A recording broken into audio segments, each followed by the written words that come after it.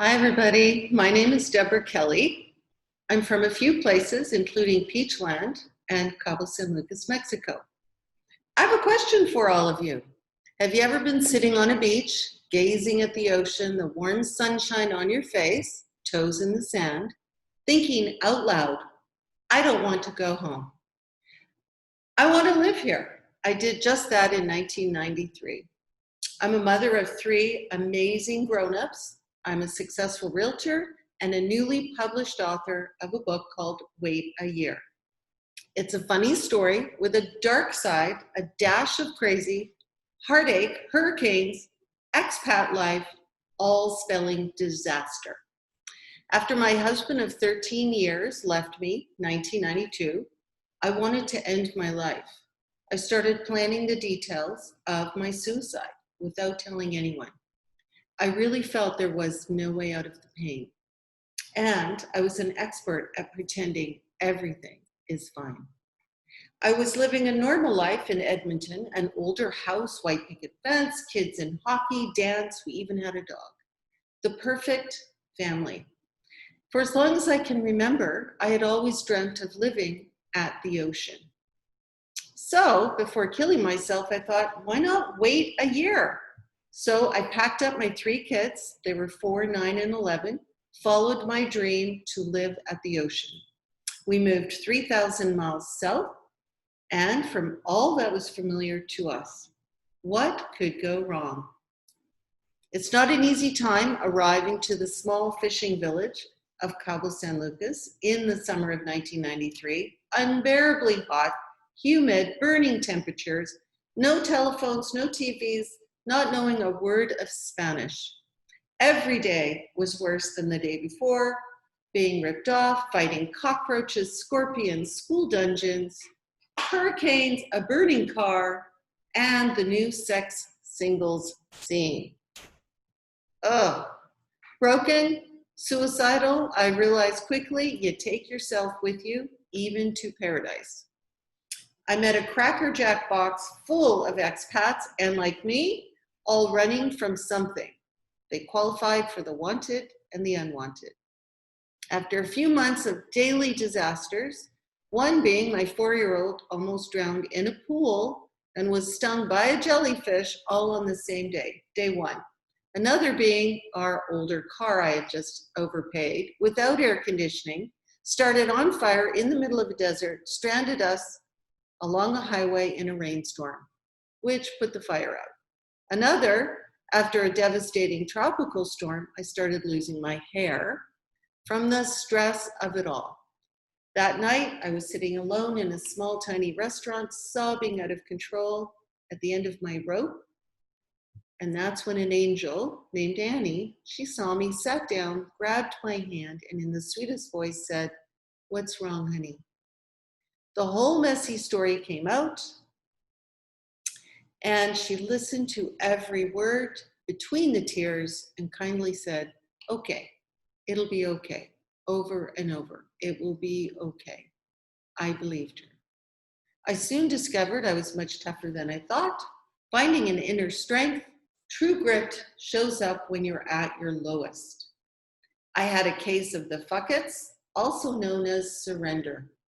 And then I started working on myself.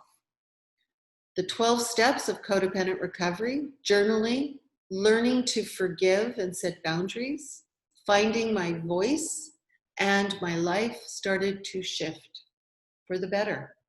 My dream of living at the ocean literally saved my life. I was inspired to write the book, Wait a Year, to share that no matter how low you go, there's always a way up.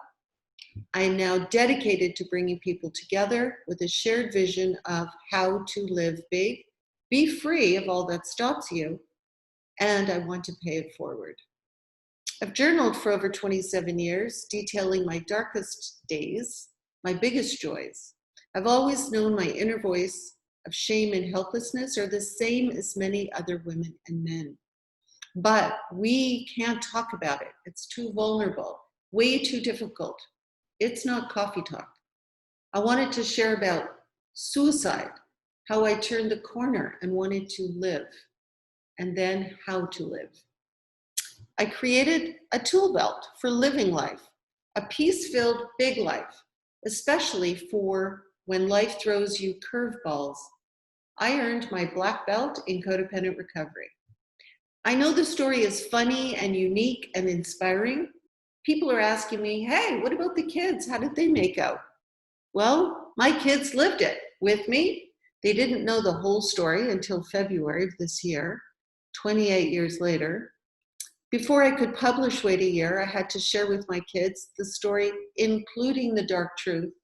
I'd never told them my feelings of suicide or the history of their dad and I, what really happened. So I held back a few things to tell later so that in the book you guys can have at least something that you're not hearing on today's speech. When I shared how I was alone in raising kids and planning to kill myself, we did a lot of crying, a lot of reminiscing about that first year in Cabo. And although they were shocked at what I shared, they were understanding. So here's the best part, my tool belt for living free and how to live big. You already have a tool belt. What do I do now when life throws me into a spin? Do I choose downward destructive behaviors over drinking, bad food habits, binge watching TV, self-destructive thinking, going nowhere fast? Your tool belt for lifting you up and forward, journaling, affirmations, rest, sleeping, talking to a friend, a getaway, meditating, a hot bath, read a joy book, create a dream board. My favorite part of the story is after all the crazy bad stuff that happens and my angel comes, who held her hand out to me and helped save my life, and starting codependent recovery, learning a new foreign language, affirmations, forgiveness, boundaries, letting go, expectations, much more. So here's my top 3 suggestions for your tool belt. Get a journal. Write in it every single day. All the complaints, hurts, and joys, especially starting or ending each page with reasons to be grateful. Create daily affirmations. Every single day, say them out loud. These are critical for change. They're the exact opposite of what you feel. So here's an example of a few affirmations. I am alone in all of this. The affirmation, I am enough. I can't do this anymore. The affirmation, I believe in all possibilities. I am a lousy mother. The affirmation, I am a good mother. And there's many, many others, but anyone who wants to go further into those details, call me. I would love to help you. Third, find someone to talk to, a professional, a recovery group, both. And that's it by Wait a Year. It's a fabulous book. You will love it. Most important, give me a call. I love talking to people who've read it.